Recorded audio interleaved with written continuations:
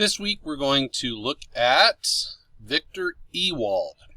He is a Russian composer from the late Romantic time period. He just looks Russian, doesn't he? He probably lives where it's very cold. He was part of a group of composers and performers that did not make music their primary profession. He was actually a professor of civil engineering.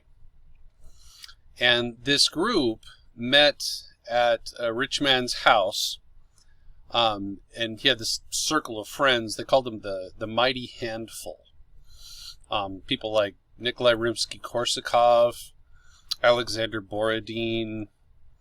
They all had other jobs outside of music. Ewald really is known mostly for his writing for brass quintet.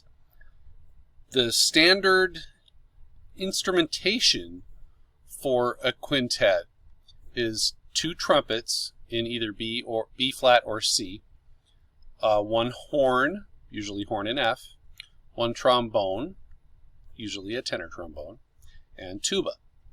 There are variations on that, but that's kind of the standard, the worldwide standard. This group of performers that got together, the composers, they would play each other's pieces. They got together on Friday evenings, and the rich guy that I was talking about, his name was Mitrofan Petrovich Belyaev, and they got together at his house and would play all of their new music for each other. And they would get comments and maybe make adjustments as necessary. He was a timber baron and was quite well-to-do, and his real passion was to help the musical community along. So he did this for 20-plus years. It was a pretty interesting thing to be part of, I'm sure. A lot of times people give Victor Ewald the credit for creating the modern brass quintet. However, that is not actually the case, because somebody did a bunch of research and found out that there was somebody 60 years prior to Ewald, so around 1850-ish, that had written music for this specific instrumentation. And that was a Frenchman named Jean-François Bellon. B-E-L-L-O-N. So he really gets the credit, Bellon does, as the creator of the modern brass quintet.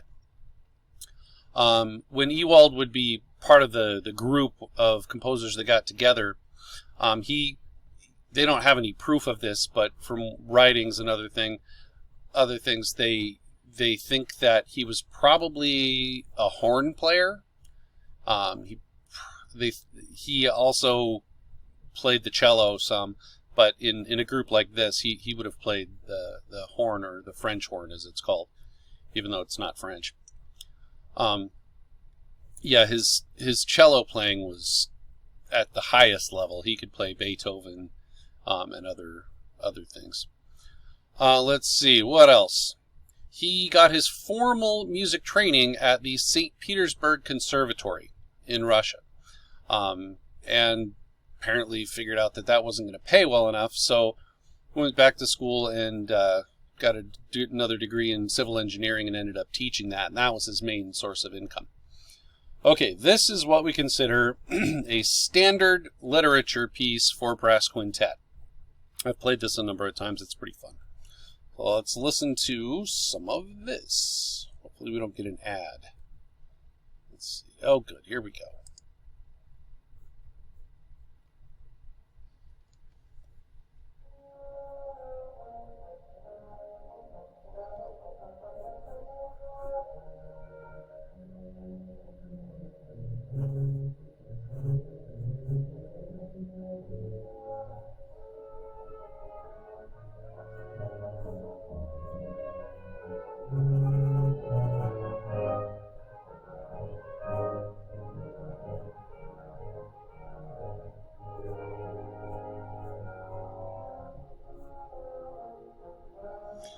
So you see there's 2 B-flat trumpets, F horn, a tenor trombone, and a tuba.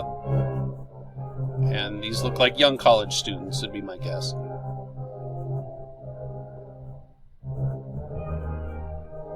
Again, if you listen to this on your own computer, you're going to get a much better sound because you're just hearing it through my microphone right now.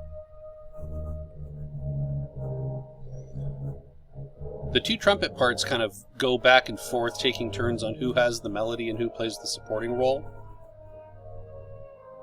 It's very different playing in a group like this than playing in a large concert band, because each one of you has a sort of a soloistic role.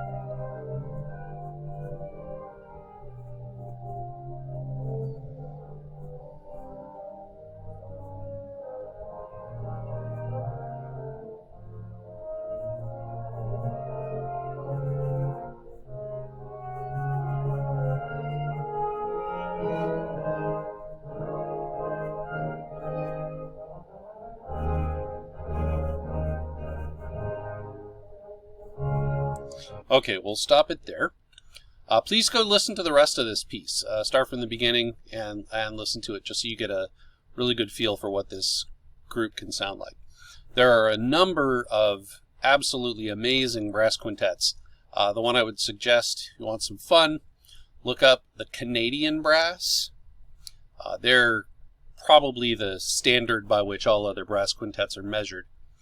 There's another large brass ensemble called Mnozil, M-N-O-Z-I-L. That's worth looking up. They're incredible. I think they're from Austria. There's the Empire Brass Quintet is also another really good one. So if you're a brass player, this is something you should look into a little bit.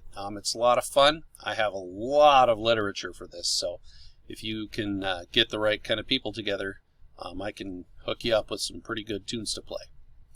Okay, we'll look at a completely different sort of group next week.